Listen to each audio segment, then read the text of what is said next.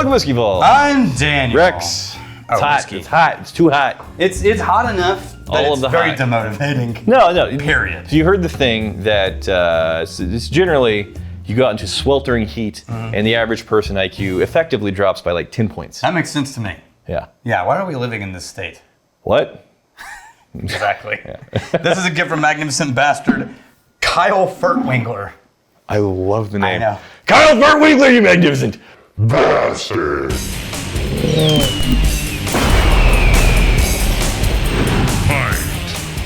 I know you would. Don't ever change Kyle Furtwangler. Wangler. Wangler? Wangler, it's even better. No. Furt. I Wangler. bastarded Winkler, so now it has to be Winkler. Oh. It works. It's official now. Okay. Where's the DMV, driver's license, birth certificate, passport. It all says Winkler. So, full disclosure, we are friends with MKT Distillery down in Katy, Texas. Yeah, the Texas guys. Nick and Nikki Jessett. They were starting out doing a few years ago the experimentations in the rice whiskeys. Because their distillery is at the base of a rice storage. Yeah, it's the Houston area. Yep. I've never met them. You met them. Yeah. Yeah. And apparently, Also on the board of directors at Texas Whiskey Association. Okay. So we're friends with them. But Well, you're friends. I will say an acquaintance, and I will drag this man through the mud. and they also source a lot of their whiskeys Okay. from Gulf Coast, giant Texas Also, distillery, that's convenient. which is also friends of ours, but they're also down the road for them. This is a corn whiskey, Is this theirs or gold? Gulf. Okay. Which is, as you know, 80% corn for a Okay. corn whiskey and used oak aged, right? Yeah. First approach, simple, sweet, a little bit too much ethanol in the nose. Yeah, but it's low. It's like 45%. I know. That's why I'm curious. It's 90%. Curious as to why I'm getting the ethanol ding at that low of a proof. And the sweetness that's there, it's not bad, but it's pretty simple in the nose so far. I'm smelling cut grass on a summer day while eating kettle corn. Okay, now the kettle corn thing I can get a bit. Sure. You say they cut grass though? You're in a yard, out on the lawn. You're in one of those. You're in one of those chairs that does a chink. Yeah. Chink. Yeah. You know, And if you go a few two more, like damn it, you Yeah. have to go all the way back. Yeah. And then the legs too. And you have you need to cool off, but just have one of those sprinklers that does the side to side fan. Yeah. And it crosses you every one turn. And then if you're not careful with it, you got to let it run for a minute. If you're not careful, you get that water that's been sitting in the hose. Oh, it's so hot. Scalding. Yeah. Scalding hot. You're just getting blasted by scalding hot water. Yeah. Okay, you say kettle corn. I say there's a little bit of a tea note. I say kettle corn and a little bit of a tea. Green tea. Oh, okay. Yeah. Green tea and kettle corn. All right. Or maybe eat kettle corn and wash it down with like a green iced tea. Now, it could be I'm getting this ethanol ding because it's the first whiskey in the batch. Could be. Yeah, I haven't had a whiskey in a couple days now. Soft. So it's identical on the palate. So I get It carries through. I get a little bit more of that tea note. It turns into kind of an astringent tea, almost a bitter, overly steep tea bag quality. Yeah. Yeah, that's very dry for a corn whiskey. Then And not near as sweet as I would have expected. it does land with that barrel bitter note. Yeah, which you like the barrel bitter. You like the barrel bitter. But this is different. Okay. This is astringent. Yeah, like an overly steep tea bag. Yeah, like the front of my tongue is dry. Here, let me help you. No, that sounds terrible. So my mom used to say that. We'd be driving down, Mom, I'm thirsty. And she'd say, open your mouth, I'll spit in it. My mom, Yeah. the nicest person ever, Yeah. Millions. threatening to spit in the mouths of her children whenever they complain about being thirsty. This is delightful.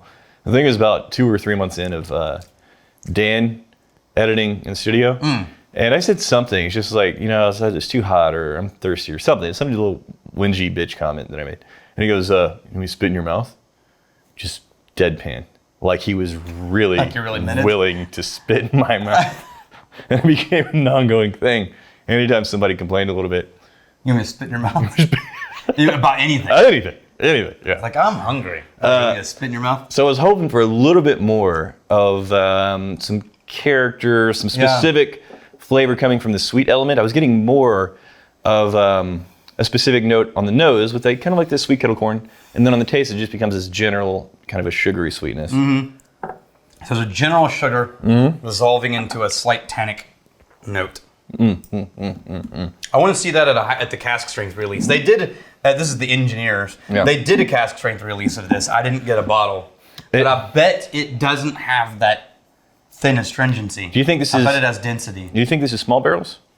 With that barrel note? No, I think it's full-size barrels. Full-size barrels?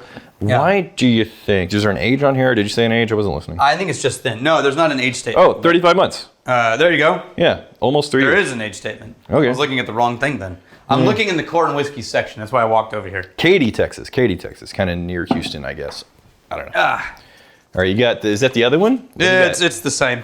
Same one? I'm looking for the cask strength if we had it and we don't. While you do that, Dylan Acker, I'm not allowed to drink while running heavy equipment, but I've listened to 90% of your videos while doing so. Whiskey drinking adjacent. Yeah. Yeah, wait until you're done. No, he's Heavy equipment. watching the videos while running heavy equipment. Well, he's listening. Yeah, listening. Yeah, I think that's awesome. yeah, that's great. That's great. Just I think it's funny. don't ever be tempted into drinking while I stop. It would be more dangerous if we were funnier. Yeah. Because you would be laughing a lot more and like accidentally jerking the There's wheel or no risk of that. yeah. Jacob Brower, depending on the type of retailer, a lower proof single barrel pick isn't necessarily about more bottle count.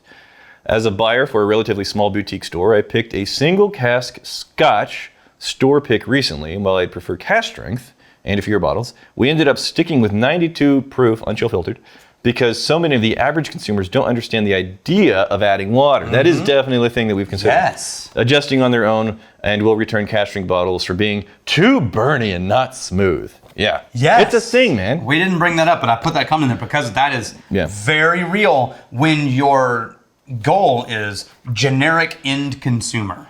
Well, Right? even Like just whiskey store right. fan. I would right? I would expand that out. Generic whiskey consumer, yes. But even people that consider themselves whiskey enthusiasts with a lot of bottles in a collection, I mean, it's almost kind of a chore if you get a bottle and you know, okay, I'm going to have to like poke at this to really figure out where The sweet the spot. nicest flavors are. Yeah. Sometimes you just want to pour something in a glass and enjoy it. So it's a consideration. I mean, the cask proof bottlings are kind of a no-brainer if you have a hardcore whiskey group. But even people who are just kind of tiptoeing into it, the thought of calculating the amount of water to the alcohol percentage. It's effort. Yeah. It's effort. Yeah. So the way I do it is anytime I have high proof, I just sort of guesstimate with my glass of water. I just like, and then if I get it wrong, I'm like, next time. Yeah. So I'm curious to know in the comments, whenever you get a cask strength, how many of you are just doing cask and assuming this is the maximum cranking up of the volume of flavors, this is where I want to experience it? How many people are poking at it by just adding incrementally drops Using of water? water to find the Yeah. sweet spot. Yeah. That's interesting. We could do that in a community poll. Sure. We've never really done community polls on the vault. Yeah, it's easy. You just push the button. Do you think that they, in Hawaii, when they're telling jokes, you think they laugh out loud? Or is it just aloha? Here's defining stealing a drink. If you find me, fight for a friend. If you steal, may you steal your lover's heart. If you drink, May you hey, lose. that's